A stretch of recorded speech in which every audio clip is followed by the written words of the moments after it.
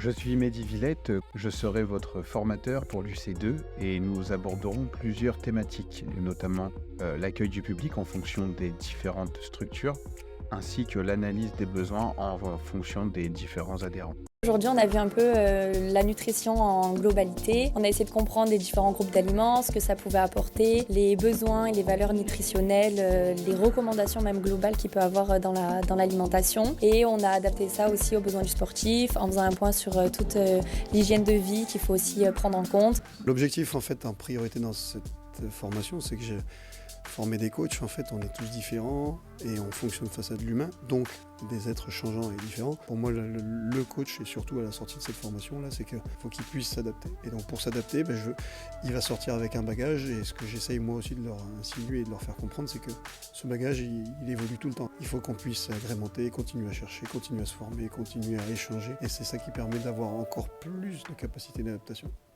Ce que j'enseigne chez Move It Academy, moi, c'est l'anatomie et la biomécanique. Ce que j'aimerais vraiment apporter aux élèves, c'est la visualisation de l'anatomie. Comprendre ce qui se passe quand on bouge et pourquoi ça bouge comme ça et quelles structures vont s'engager. Pour moi, un bon coach, il doit visualiser le corps et comprendre comment il bouge. C'est super important parce que ça lui permet d'adapter ses coachings et ses mouvements à ses clients en fonction de leurs demandes et surtout de leurs problématiques.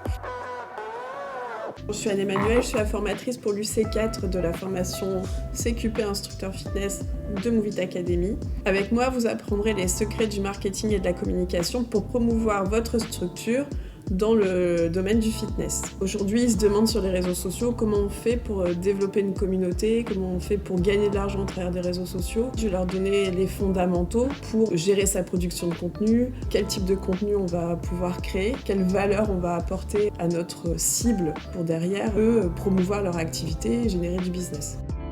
Aujourd'hui, ce qu'on va aborder, c'est le fonctionnement du système nerveux et l'influence que le système nerveux a sur la performance et sur l'activité physique. Parce que c'est extrêmement important de comprendre que ce système nerveux, il commande en fait tout le corps. Et l'accompagnement de ce système nerveux va augmenter ton niveau de performance et va te faire comprendre que tu vas pouvoir avoir un impact au niveau de ta séance, au niveau du sport qui est plus important. Et ça, en fait, le but, c'est de comprendre l'effet descendant qui est système nerveux vers le sport et le sport vers le système nerveux, comment je peux avoir des apports et des pratiques en fait au quotidien qui vont plus loin que la simple science. C'est ça le but. Donc moi je suis enseignant à Move It Academy. Donc le but du jeu pour moi c'est qu'ils apprennent du coup à maîtriser tout ce qui va être gestes et postures.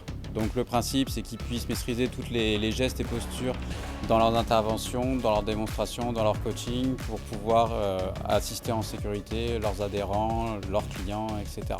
Donc moi, à la fin de la session, ce que j'aimerais bien, c'est qu'ils maîtrisent tous les mouvements et qu'ils puissent faire des démonstrations en sécurité à leurs pratiquants. Aujourd'hui, on a fait une séance un peu particulière. Je les ai mis dans une condition particulière, ils sont tous aveugles. Donc le coach doit faire une séance de sport avec des personnes qui sont aveugles. En gros, le but du jeu, c'est de les aider à comprendre comment ils doivent appréhender une séance.